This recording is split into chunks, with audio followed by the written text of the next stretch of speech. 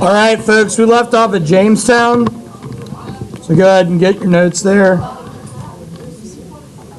That was right after Edward Teach, Blackbeard. Did anybody have any Blackbeard questions before we continue?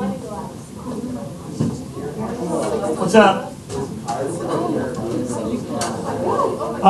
Well, actually, loosely, somebody did a little presentation on that. There are some parts that they're attempting to be historically accurate, but largely it's fiction. But some of the characters are real. Picture? No. Did you post this? I am going to post this afternoon. Okay? You have a printed copy of this. So, here's what's happening. A little bit about Jamestown. The Virginia Company of London is formed in 1606. It is a group of private investors, many noblemen who want to make money, turn a profit. They are going to try to find what in the New World, in the Chesapeake? Gold. They think there's going to be a bunch of gold there. They get their land grant from James I. 144 settlers embark on this journey. It's a group of men, young boys. Along the way, they're going to lose a number of colonists. Somebody in my last class brought this up. What do they do? What happens when you lose a colonist due to disease or some sort of illness at sea? They pile them on top of each other. Well, you're both right. Okay, they do. So they actually did throw them overboard, but there were different ways in which they did it. It wasn't just usually done haphazardly. There was usually a service, an burial at sea service, and that was common. So they lose a lot of folks. Tragically, for anyone, when we talk about the Middle Passage, that is the way in which many slaves were treated. They were not given a significant proper burial with any priest. In some cases it happened, but rarely. And it's not as the treatment of slaves in the Middle Passage is not as well documented as the transcribed history of the journey of English across the Atlantic. We do, though, have the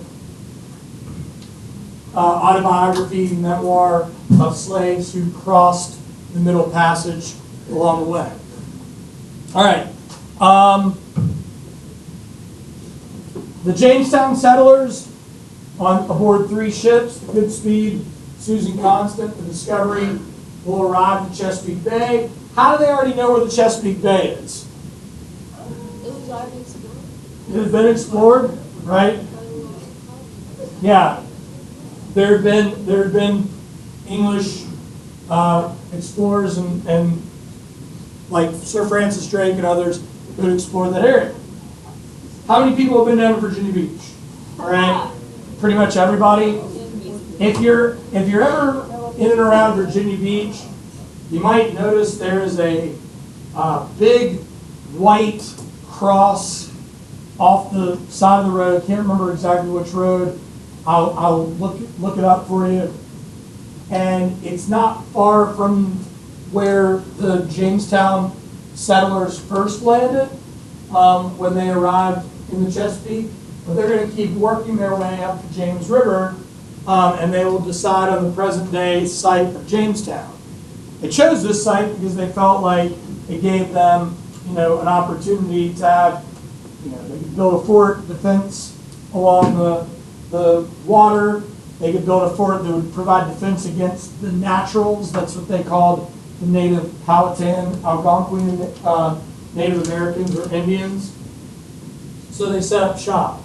They faced some major problems, though, from the time they arrived in May 14th, 1607.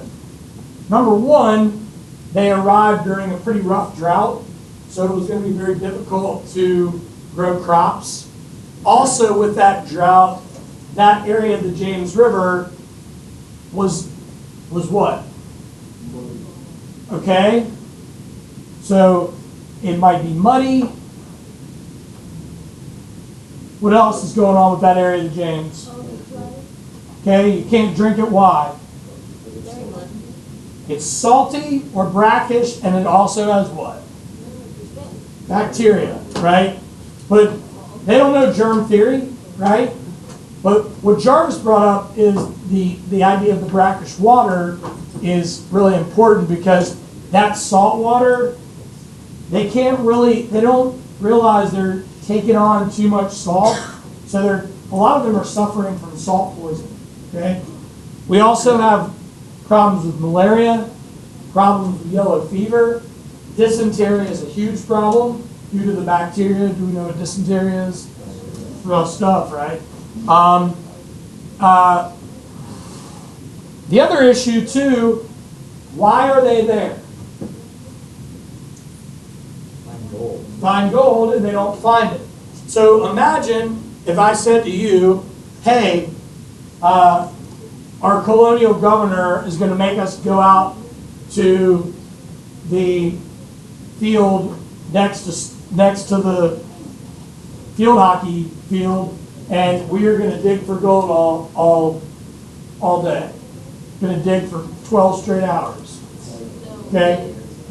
So 12 hours comes and goes, and we're all with pickaxes and shovels, maybe at gunpoint, by our colonial governor, and we haven't come up with any gold. What's that going to do to us mentally? Mess us up, right? Knowing that might be our life day in and day out. What's that going to do to us physically? We'll be exhausted. We'll be exhausted. Another problem they faced here was calories, right? They're burning up all these calories, digging and digging and digging, but they're not. They're burning up all these calories, digging and digging and digging, but they're not able to have enough food to live and sustain this. Another problem that they faced was a similar problem with the first attempt at Roanoke Island. Too many gentlemen, no women. Okay? So this seems odd to the natives, and it's hard carving out this colony when you have people that don't want to do any work. You also they brought miners, geologists, gemologists, alchemists, all these scientists that were going to be dealing with the gold and silver they were going to find, and they didn't find any of that. All right? And then, as luck would have it, their main supply ship wrecked in the Bahamas in 1609. On the top left, we have the symbol of the Virginia Company of London. Top right, you can see what the company, like the early building of the fort. Bottom left, the fort along the James. And bottom right, the Jamestown settlement. This would have been around the 1640s when it was hustling and bustling. All right.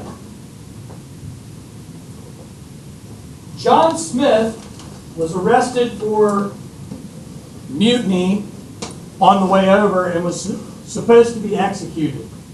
But when they arrived, the governors of the Virginia Company of London had chosen him as one of the leaders.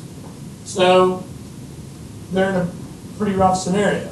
They've got to give this guy some leadership. It's one of the best things that could have happened. He is an interesting character. He had fought as a mercenary in some wars. He'd been captured as a slave, and so he said, and gained his freedom. He had been an explorer, but he was also raised by a yeoman farming family. Therefore, he was sort of a jack of all trades. So he does a lot of the exploring, and during his exploration, through the James River and the tributaries. He's captured by the Powhatan, brought into the Longhouse. He shows them some trade goods, gunpowder, and then they perform a ceremony in which Chief Powhatan has his men go to bash in Smith's head, and one of Powhatan's daughters, Pocahontas, his favorite daughter, jumps in front of Smith, saving his life. Now, Smith tells this story like, yeah, this girl saved my life, and the tribe brought me in, but the way that historians have later sort of explained it is, Smith may have been in the middle of a tribal ritual where they show their strength, they show their mercy, and then they bring him back into the Longhouse, and they he's like reborn into the tribe. We're going to check that out. I'm going to show you a clip of that next class. So, Disney messed you guys up. There's no romantic relationship between Smith and Pocahontas. He's in his 30s. She's about 11 years old.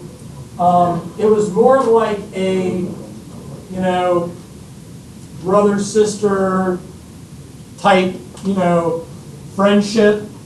But there is no doubt that their connection and the connection he had with Powhatan kept peace. Because Powhatan is going to supply them food, and there is going to be an era of peace that occurs due to Smith's leadership and alliance with the Powhatan. It was almost dashed away when Smith returned to Jamestown.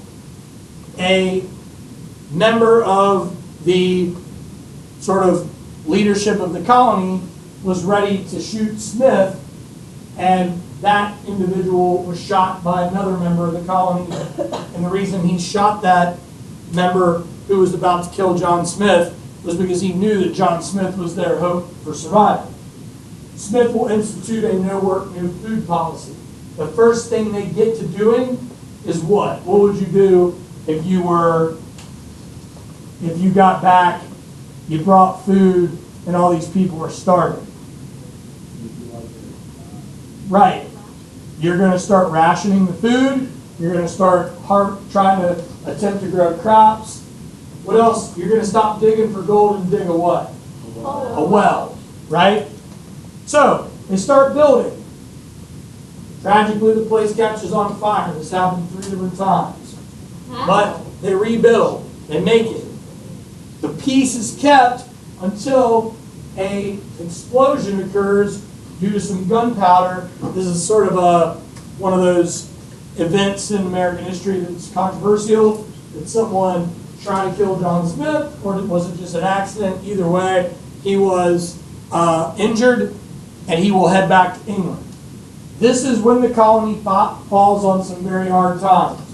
They end up back at war with the Powhatan, and they are going to live through one of the most difficult times in Jamestown, and one that we would sort of compare to that second group at Roanoke Island, and that is known as the starving time. This is where the drought caught up with them, the fact that people were unwilling to put the work in caught up with them, and they were resorting to eating rats, snakes, they ate dead flesh. There were a handful on a supply ship, a handful of women had come in. One guy attempted to devour his wife.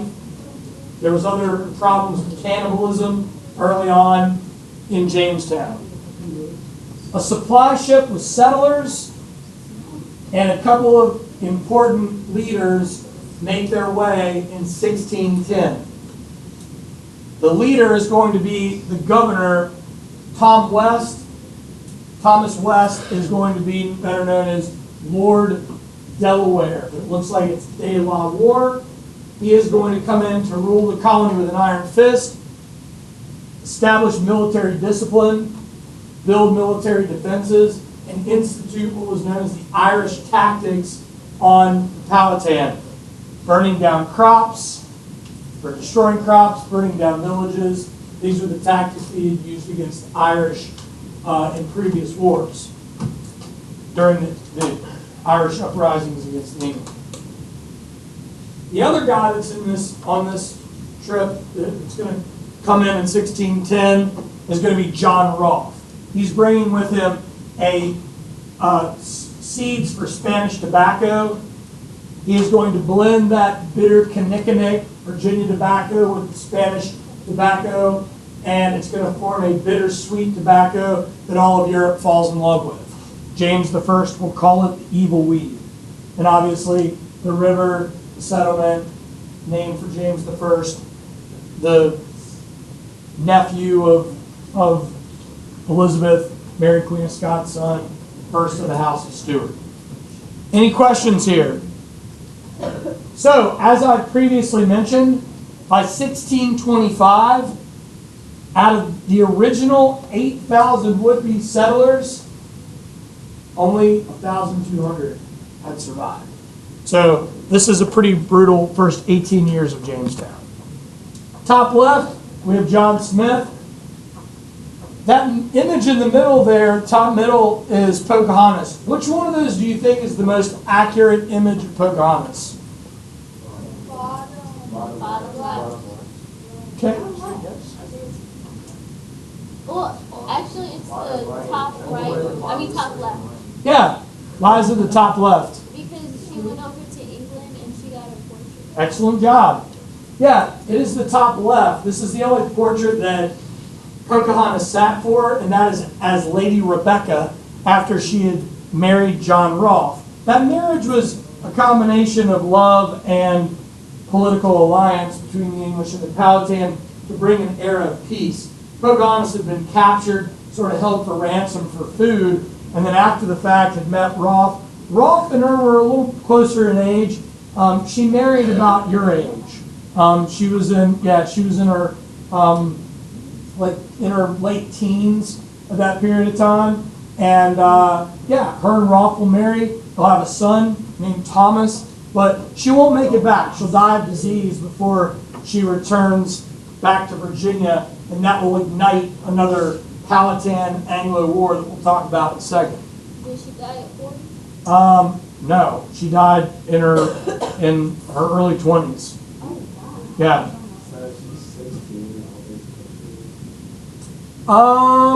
She's probably at that time she's in her early 20s, roughly. Yeah. Top right, we have Powhatan and the Longhouse, the ceremony that John Smith described, that rebirth ceremony. Bottom left, the starving time, and then bottom right is Lord Delaware, or as it appears, De La Warr, Lord Delaware. Clash in the Chesapeake? Yeah, of course. Obviously, this is going to lead to warfare. The first battles occur early on. Smith provides a little bit of peace, but then that first Anglo-Powhatan War will erupt after Smith leaves.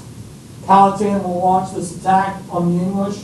But then the marriage between Rolfe and Pocahontas will keep a little bit of peace until Pocahontas doesn't return, and then not long after Pocahontas doesn't return, Powhatan will pass away. He was like in his late 60s, early 70s when he passed. It's going to be another chief, Opechancanough, that's going to lead the Second Powhatan War. He kind of did a little bit of a underhand scheme. He agreed to be Christianized. He agreed to work with the settlers, and then by total surprise, he and the Powhatan from Jamestown all the way to Henricus. Are you all familiar with where Henricus is? Closer to us, up on the James, like out toward Chester, are going to kill 347 of the 1,240 settlers that lived from Jamestown all the way up through the James River Valley, I wouldn't call it valley, the James River the area of the James River. This is going to instill some serious fear. There's going to be a militant sort of uprising. There's going to be a significant change in the laws by the House of Burgesses to defend themselves against Native American attack. And ultimately, the Native American Powhatan Algonquin will be pushed farther up the James River and into the Shenandoah Valley by the 1640s. This is an image of the massacre of 1622. Looks like Thanksgiving. Thanksgiving gone wrong. All right. Obviously, the fortune that the English made was off the tobacco. Even though the Virginia Company in London actually falls apart, a lot of people make money off tobacco. Tobacco will be grown anywhere and everywhere. The earliest laws established between 1619 and the 1640s by the oldest representative government or former representative government in the English colonies, the House of Burgesses, are going to be related to Native American attack and finances, right? But it is all intertwined and tied in with the Anglican Church of England. So that becomes the policy behind self-rule, protection of Native American attack, how to move trade goods.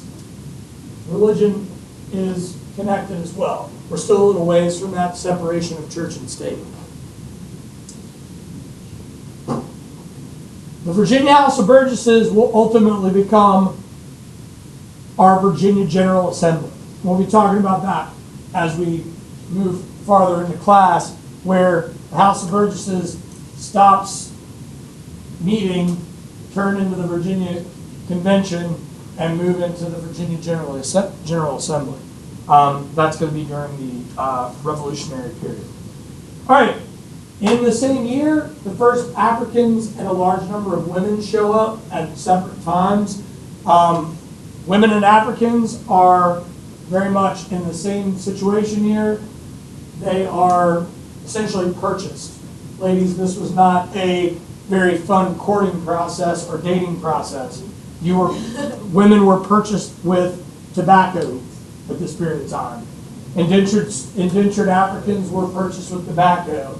And indentured Africans and indentured English were typically owned for a period of like anywhere on the low end from about 3 years, anywhere on the high end to about 10 years.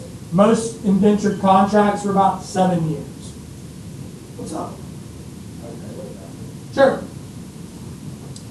All right. On the top left, we've got the marriage of Rolfe and Pocahontas. Top center, that's Colonial Williamsburg growing tobacco as it was looked in the colonial period. Top right is the tobacco being dried out, and then the bottom center is going to be the tobacco in the streets of Jamestown. All right, the second plantation colony established in the South. I guess you could say, you could make an argument for it being a southern colony or a middle Atlantic colony. I would rather pair it with the southern colonies for a couple of reasons. Number one, climate, and number two, it is a colony built on slave labor and indentured servitude. And that is going to be Maryland. It becomes the Catholic safe haven. James I is going to perish. Charles I and his wife Henrietta Maria will allow for a colonial charter to George Cowart, and his name was better known as, or his title was Lord Baltimore, for Catholics to settle in colonial America. Similar to Humphrey Gilbert, the guy that we talked about with Roanoke Island, George Cowart won't live to see the colony come together. Cecilius Calvert, the next Lord of Baltimore, will take it over, and they will establish settlements throughout the Chesapeake. They'll grow tobacco. They'll draw up one of the earliest acts of religious toleration, allowing all Christians to settle, with the exception of those who did not believe in the divinity of Christ, Jews and atheists. And Baltimore Town, which is now Baltimore, will become a commercial port city in this colony. The first group of labor that came over that was owned were indentured servants, but later slavery, chattel slavery, will be part of Maryland's colonial and later part of its statehood. Here we have George Calvert on the top left, the flag of Maryland. Top right is Cecilius Calvert. Bottom left is a colonial map of Maryland. And then we have a provincial map of Maryland. And it's kind of cool. I don't know if you all realize this, but a lot of times we associate Mason and Dixon with the Civil War, like the Mason-Dixon line. It has nothing to do with the Civil War. The Mason and Dixon line was a surveyed line done during the colonial period to determine the boundary between Maryland, Pennsylvania, and Delaware. So when you cross over the Mason and Dixon line, you're crossing over the border of Maryland and Pennsylvania.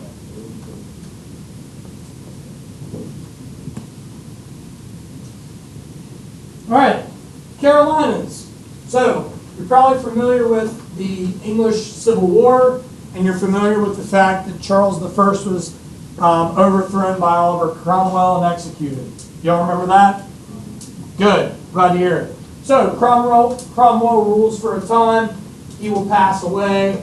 Charles II will come into power. Do you remember what Charles II, after the Restoration, does with Cromwell? Anybody? Digs him out. Hangs him. Not crazy. For retribution of Charles I. So, Charles II owes a number of people a great deal of debt as a result of the Restoration. And those debts, a lot of them will be paid through colonial land grants. So there is a massive English colonial boom during this period of time under Charles II. Carolinas were what we would consider proprietary colonies. They were divided up into large parcels. Those large parcels were then sold off, and those basically what that proprietary style colony is basically real estate. Okay, these are royal colonies. They're controlled by the crown. South Carolina is going to be one that makes a lot of its money off of cash crops, timber. You're going to have the Carolina capital, colonial capital, established at Charlestown, named for Charles II. And you're good. So Charlestown, named for Charles II. This is also going to lead to the slave trade that's going to be taking place in this region as well. Rice, indigo, later cotton is going to be grown in the deep south. So on the top left, we have Charles II, top center colonial home that would have existed throughout this era between, during the colonial period. Top right, you need to understand that families are going to be coming in to the Carolinas, either through Virginia or directly from England, the Caribbean, and into Charlestown, now Charleston. Anybody been to Charleston? Beautiful city. Beautiful city. Yeah, it's out in South Carolina. On the bottom left, we already talked about Blackbeard, Edward Teach, famous pirate in the Carolinas during this era. Here is a swamp with cypress trees. The reason I wanted to show you this is because I just wanted to show you that it's going to take a very marshy, humid climate to be able to grow both, or to be able to harvest both indigo and rice. And then over on the right there, that is a reenactment of militia. The militia in the Carolinas were known as the Carolina Regulators. All right. So the Carolinas will ultimately split in two. most of North Carolina, a lot of squatters from Virginia. There are going to be some wealthy planters, but most people are like subsistence farmers, lumberjacks, artisans. More of a like middle class is going to grow in that area, where more of your wealthy aristocratic class is going to be in South Carolina, closer to Charlestown, which will become Charleston. There are cash crops grown throughout. North Carolina, the cash crop would be tobacco, but South Carolina, rice and indigo. When it splits, the the colonial capital in North Carolina will become New Bern. Has anybody visited New Bern, North Carolina? Not far. It's like between Nags Head and Topsail Island. Cool little town. And then Charlestown, which will become Charleston, remains the colonial capital for South Carolina. The North Carolina regulators in Western Carolina will push out the Tuscarora, part of the Algonquian. They will move north and become the sixth nation of the Iroquois during the colonial period. Here we have a map of those colonial boundaries between North and South Carolina. And our last southern colony that we're going to discuss today, these are the coastal fortifications in Charleston. And then we see the colonial map of Charleston Harbor, rivers that flow through, Ashley and the Cooper Rivers. Our last colony is Georgia. Georgia, named for King George II. This is a buffer colony to prevent Spanish attack from where? Florida. Florida, very good. This is also a debtor's colony. People that owed money and were locked up could either be sentenced or choose to settle in Georgia. They put General James Oglethorpe in charge. He was a respected military leader who didn't allow for slavery in the colony early on. In fact, they won't institute chattel slavery until after he's removed from command.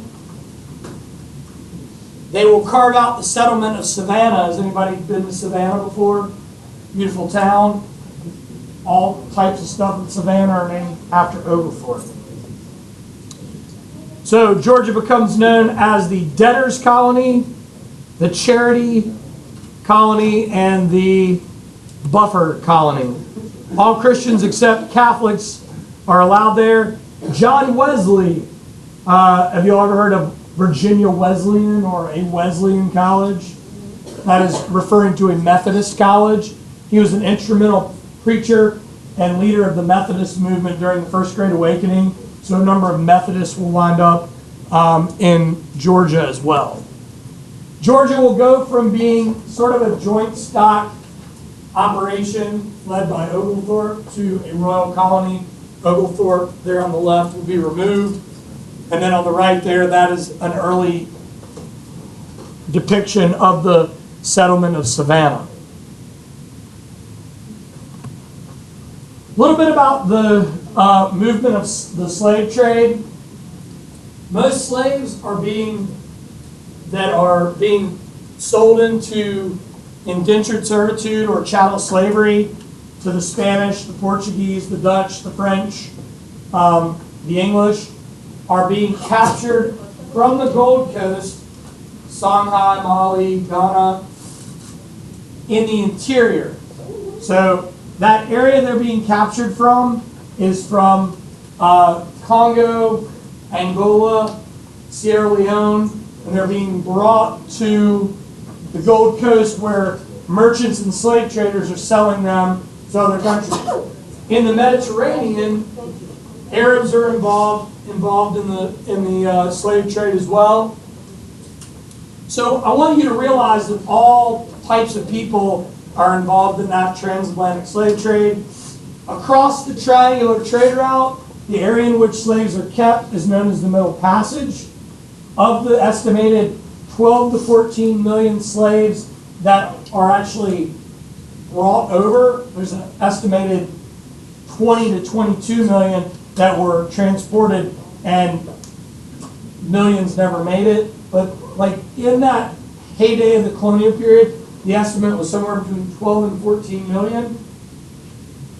80% of those slaves are in the Caribbean or South America, and then about, the other 20% are in North America in those colonies. I would say probably closer to about 15%. 85% of slaves would have been in the Caribbean, Mesoamerica, South America, and then about 15% Mexico and into the English colonies, and even some French colonists held slaves in indentured service. The trip was brutal.